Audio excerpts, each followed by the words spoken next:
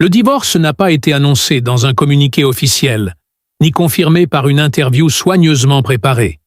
Il est arrivé comme un silence qui se fissure, lentement, presque imperceptiblement, avant de révéler une vérité que personne n'était prêt à entendre. Francis Cabrel, l'homme aux chansons douces et aux mots mesurés, a finalement laissé tomber le masque.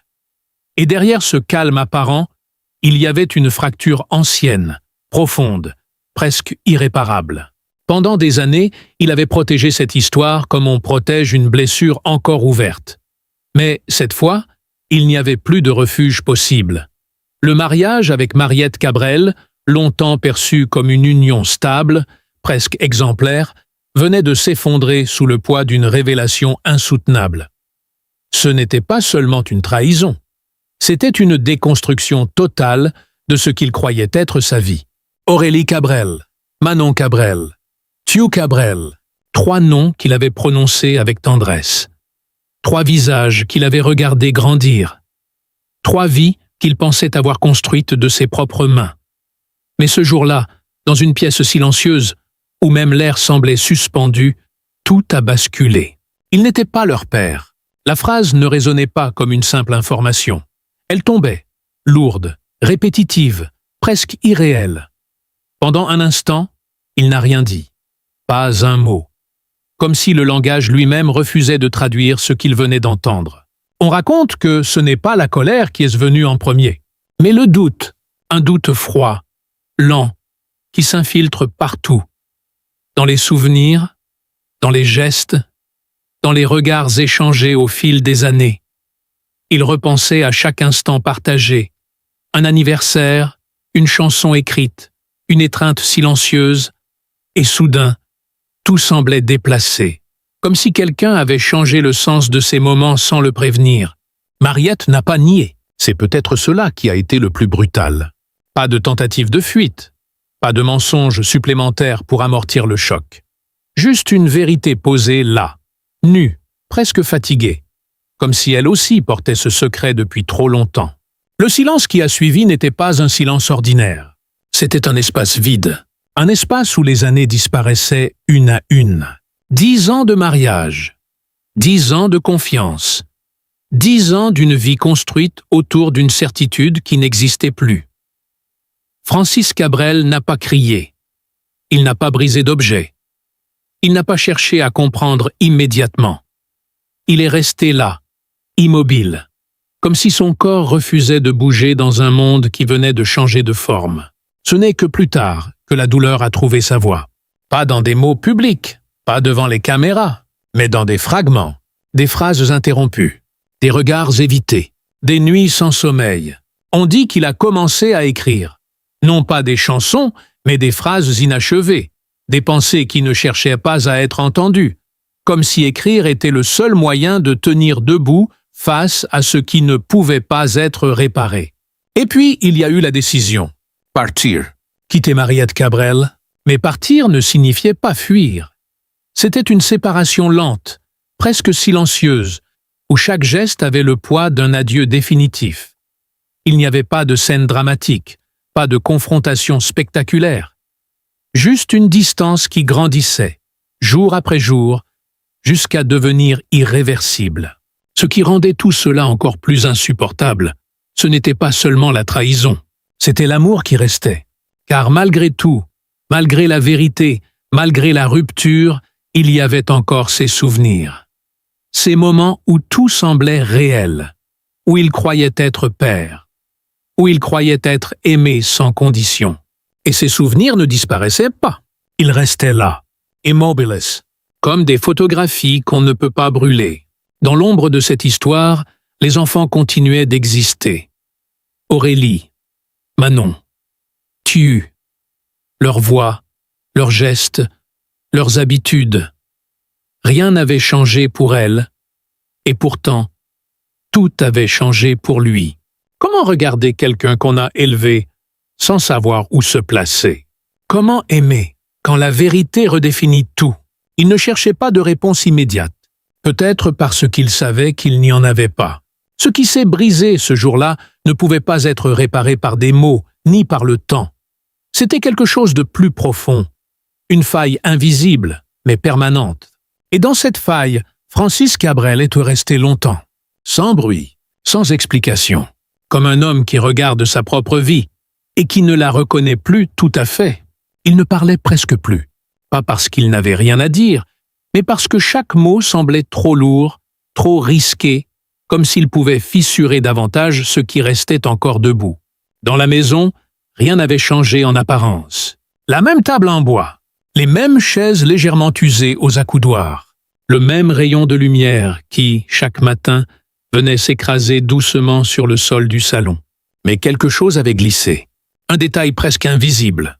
Comme si l'air lui-même était devenu plus dense, il passait parfois la main sur le dossier d'une chaise, toujours la même, celle où Aurélie s'asseyait enfant pour dessiner en silence. Ses doigts suivaient les petites marques laissées par les crayons, les coups involontaires, les traces d'une enfance qu'il croyait avoir façonnée. Et soudain, un geste simple devenait une question. Était-ce encore un souvenir ou une illusion? Dans la cuisine, une tasse restait posée, oubliée près de l'évier. Manon aimait le thé, très chaud, presque brûlant. Il se souvenait du bruit de la cuillère contre la porcelaine, de cette habitude qu'elle avait de remuer trop longtemps, comme si elle attendait quelque chose sans savoir quoi. Il n'avait jamais fait attention à ce son. Pas avant. Maintenant, il l'entendait encore, mais sans elle. Et ce son dans sa mémoire semblait presque étranger. Il ouvrait parfois un tiroir au hasard. Des photos, des bouts de papier, une vieille carte d'anniversaire pliée en deux, avec une écriture tremblante. Pour papa. Le mot restait là, figé, intact, mais il ne savait plus comment le lire. Ses yeux s'arrêtaient sur les lettres, comme si elles avaient changé de sens sans prévenir. Dans le couloir, une veste oubliée. Theo, toujours pressé, toujours en train de partir avant même d'être vraiment arrivé. Il se souvenait de ses pas rapides, du bruit léger de la porte qui claque, de sa voix qui disparaît dans l'escalier. Je reviens plus tard. Mais maintenant, même ce souvenir semblait suspendu, comme si plus tard n'existait plus. Il ne cherchait pas à comprendre tout de suite. Il observait. Il s'accrochait aux détails, à ces petites choses qui autrefois passaient inaperçues. Un rire dans un enregistrement ancien, un message vocal jamais supprimé, un parfum qui restait sur un vêtement oublié. C'était là que la réalité devenait la plus fragile. Pas dans les grandes révélations, mais dans ces fragments minuscules, presque insignifiants, qui continuaient à vivre malgré tout. Parfois, il s'asseyait dans le salon sans allumer la lumière, juste pour écouter. Le silence. Mais ce silence n'était jamais vide. Il était rempli de présences invisibles, de gestes répétés, de voix qui n'étaient plus là, mais qui refusaient de disparaître. Il se surprenait à parler à voix basse. Pas vraiment à quelqu'un, pas vraiment à lui-même. Des phrases courtes, inachevées, comme si une partie de lui attendait encore une réponse. Et puis, il y avait les chansons, pas celles qu'il écrivait, celles qu'il ne pouvait plus écouter. Parce que chaque note portait une image.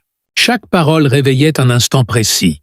Une scène, un regard, un sourire qu'il ne savait plus où placer. Il essayait parfois de rejouer un morceau. Ses doigts hésitaient, pas par oubli, mais par retenue, comme si la musique elle-même risquait de dire quelque chose qu'il n'était pas prêt à entendre. Les nuits étaient les plus longues. Pas parce qu'il ne dormait pas, mais parce que les souvenirs devenaient plus clairs dans l'obscurité. Plus nets, plus présents. Il voyait les silhouettes se déplacer dans la maison. Il entendait des pas qui n'existaient plus. Et parfois, il se levait, sans raison, juste pour vérifier que tout était bien, vide. Mais même dans ce vide, il y avait encore quelque chose. Une trace, une chaleur qui ne disparaissait pas complètement. Comme si la vie qu'il avait construite refusait de s'effacer, même après la vérité. Et le lecteur, sans s'en rendre compte, se retrouve là, dans cette maison, à côté de cette table, face à cette tasse encore tiède dans la mémoire, à écouter ce silence qui n'en est pas vraiment un, à ressentir ce glissement lent, presque imperceptible, entre ce qui a été vécu et ce qui, peut-être, n'a jamais existé de la façon dont on le croyait. Il n'y a pas de réponse, pas encore, juste des détails, des fragments, et cette sensation étrange d'être témoin de quelque chose qui ne se dit jamais complètement. Mais plus le silence s'installait, plus une autre présence apparaissait. Pas une personne, pas encore, plutôt une sensation, quelque chose d'incomplet, comme une phrase qu'on n'a jamais terminée. Francis Cabrel ne cherchait plus à rassembler les morceaux. Il avait compris que certaines vérités ne se dévoilent pas d'un seul coup. Elles avancent lentement, presque discrètement, comme si elles testaient la résistance de celui qui les porte. Un soir, sans raison apparente, il a rouvert une vieille boîte. Elle n'était pas cachée, elle n'était pas verrouillée. Elle avait toujours été là, mais il ne l'avait jamais vraiment regardée. À l'intérieur, il n'y avait rien d'extraordinaire. Des lettres, quelques photos, des enveloppes sans date précise. Et pourtant, quelque chose dérangeait. Pas ce qu'il voyait, mais ce qu'il ne comprenait pas encore. Une écriture différente sur certaines lettres. Pas celle de Mariette, pas celle des enfants. Une autre, plus ferme, plus distante. Comme si quelqu'un avait écrit sans vouloir être reconnu. Il ne les a pas lues immédiatement. Il les a simplement tenues, longtemps, comme si le simple contact pouvait lui dire ce que les mots, eux, refusaient encore de révéler. Puis il les a reposées, sans les ouvrir. Ce n'était pas de la peur. C'était autre chose, une intuition. Comme si certaines réponses, une fois découvertes, ne laissaient plus aucune place pour revenir en arrière. Les jours suivants, il a commencé à remarquer des détails qu'il n'avait jamais vus. Ou peut-être qu'il avait choisi d'ignorer. Une date qui ne correspondait pas. Un souvenir raconté différemment selon les moments. Un regard évité, autrefois anodin, maintenant chargé d'un sens nouveau. Tout semblait légèrement décalé. Pas faux, mais pas complètement vrai non plus. Et c'était peut-être cela le plus troublant. Pas le mensonge, mais la manière dont la vérité avait été construite autour de lui. Comme une scène de théâtre parfaitement éclairée, où chaque élément est à sa place, mais où personne ne voit les coulisses. Un matin, en traversant le jardin, il s'est arrêté, sans raison. Juste arrêté. Le vent était léger, les feuilles bougeaient à peine. Et pourtant, il avait cette impression étrange d'être observé par quelque chose d'ancien. Pas une personne, pas un souvenir précis, mais une présence liée au passé, comme si ce qui avait été caché n'était pas encore complètement sorti à la surface. Il n'en a parlé à personne. À qui aurait-il pu le dire? Comment expliquer une sensation? Comment mettre des mots sur quelque chose qui n'a pas encore de forme? Alors il a continué. À vivre, à marcher dans la maison, à toucher les objets, à écouter les silences. Mais désormais, chaque geste portait une question invisible. Chaque détail semblait contenir une possibilité. Et parfois, très brièvement, il avait l'impression que tout cela n'était qu'une partie de l'histoire, qu'il manquait encore quelque chose. Quelque chose de plus ancien, de plus profond, comme si la trahison n'était pas le point de départ, mais seulement une conséquence. Les lettres sont restées dans la boîte, fermées, intactes, mais leur présence était devenue impossible à ignorer. Elles existaient maintenant dans chaque pièce, dans chaque pensée, comme un écho silencieux. Et le lecteur le ressent aussi.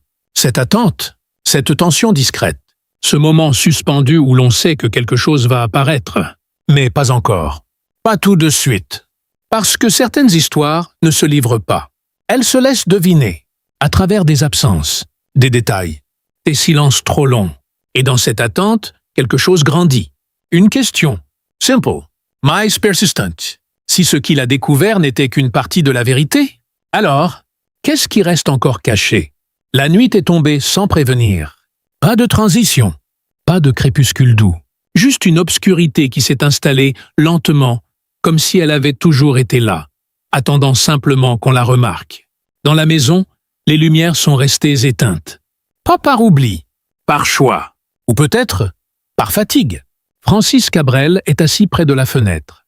Toujours la même, le même angle, le même reflet du monde extérieur sur la vitre. Mais ce soir-là, le reflet semble plus flou, comme si la réalité elle-même hésitait à se montrer clairement. Sur la table, la boîte est revenue. Il ne se souvient pas l'avoir sortie. Elle est juste là, posée, silencieuse, présente. Ses doigts reposent dessus, sans bouger, comme s'il attendait quelque chose. Ou quelqu'un. Au loin, une voiture passe. Le bruit disparaît presque aussitôt, et le silence revient. Plus lourd qu'avant. Il ouvre enfin la boîte. Pas entièrement, juste assez pour voir. Les lettres sont toujours là, immobiles, alignées. Mais l'une d'elles dépasse légèrement, comme si elle avait été touchée. ou déplacé. Il fronce les sourcils, très légèrement. Un détail. Rien de plus. Et pourtant, il ne se souvient pas de l'avoir laissée ainsi. Il ne se souvient pas non plus de l'avoir ouverte. Alors il la prend, doucement, comme si le papier pouvait se briser, comme si le moindre geste pouvait altérer quelque chose d'irréversible. Il ne lit pas tout. Pas vraiment. Seulement quelques mots. Dispersés. Avant? Tu ne sais pas. Il fallait... Puis plus rien. Le reste caché sous ses doigts. Ou peut-être qu'il choisit de ne pas voir. Il repose la lettre. Pas à sa place initiale. Un peu de côté. Comme un objet qu'on n'ose plus toucher complètement. Le vent se lève légèrement. La fenêtre tremble à peine. Un son discret, répétitif, comme un battement ou un rappel. Dans le couloir, une porte grince. Très doucement. Il tourne la tête. Personne. Bien sûr. Mais pendant une seconde, il reste immobile. À écouter. À attendre. Quelque chose. Un pas. Une voix. Un souffle. Rien ne vient. Et pourtant, l'impression persiste. Que la maison n'est pas tout à fait vide. Que quelque chose circule encore entre les murs. Pas une présence claire. Pas une figure.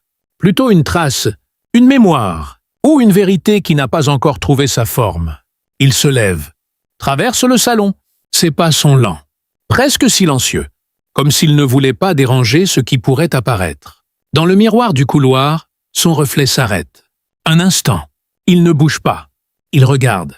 Longtemps. Mais ce qu'il voit n'est pas tout à fait lui. Ou peut-être, pas seulement lui.